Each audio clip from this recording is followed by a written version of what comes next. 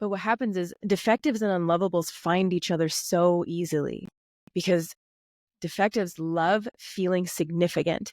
And we love bombing on people. We love people as much as we want to be loved, right?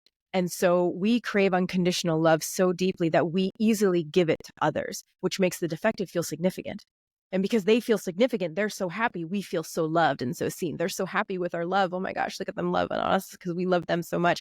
And so it just creates this beautiful infatuation in the beginning. And then as things get deeper and more involved and life happens, you start to miss each other a little bit in there. Sounds very analogous to avoidant and anxious attachment. Yeah. So the defectives typically become avoidant, anxious, even if let's go like independent, hyper independence, and codependency. So unlovables, we can fall into the trap of codependency because we just love so much and we just want to be with someone, and they get into dependency upon someone else. So they seek their significance in someone else. They seek this dependent relationship. And we love codependency. And then the unwanteds go into hyper independent. They're the hyper independent people. So that creates its own thing. But so one becomes very codependent. And so even let's say in arguments, in disagreements, he would need space. He would need space. And the unlovable in me was like, why are you trying to walk away from me right now when we're in this thing? We need to resolve this because we need to fix our love. What are we doing? And you're trying to walk away. Oh my goodness, you hate me. Right? When in reality, it was just a miscommunication. If he learned to communicate with me, I do need to walk away just to think. Some people need to talk to think. Others need to think to talk. He has to think before he can talk in a way that is going to be in aligned with who he truly is. I'm the opposite. I have to talk it out to think. That's why Alan and I are long-winded all the time, because we talk to think. And so him and I just go.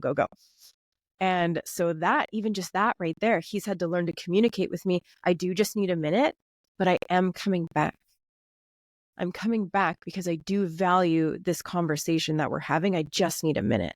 So even just that communication right there, when I felt abandoned, when he would walk away, and then he would feel stifled when I would chase him when he tried to walk away, like, no, like, let's fix this. Come on, what are we doing? That little cycle right there was detrimental at times. So now just him being able to say, you know what, I actually just need a minute, but I'm going to come back. I'm going to come back. And this is important to me. I just need a minute. I'll be back in like 10 minutes. Maybe I need an hour, whatever it is. And that allowed me to feel safe enough to give him that time, knowing that he's going to come back. He's not just going to avoid it and hope it goes away. Yeah, what you're referring to in his case is something. Have you ever heard of the Gottman Institute, the Gottman couple? Yeah. Flooding, emotional flooding. Yeah, sounds a lot like that feeling of just like hormones hitting your system so friggin' hard, you little just shuts down your rational thinking. You go into a full defensive mode, but then you're interpreting it as, but you just hate me. That's why you're walking away. You don't want to talk anymore. Yeah, you don't. The more you start to chase him. Yeah, so I need to show you how important this is. Like, why aren't you fighting for our love with me, right? But it is that you get flooded and you just need a minute, or you are going to get defensive because you don't know how to handle that. So defensive is the automatic response. And so that, even just understanding that, has been so powerful.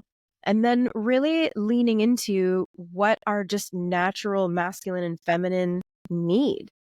That's been really powerful too, letting him in more on my cyclical needs, helping him understand that I'm this different being all the time. Like men understanding women and women understanding men in that way could just solve so many problems. Genuinely.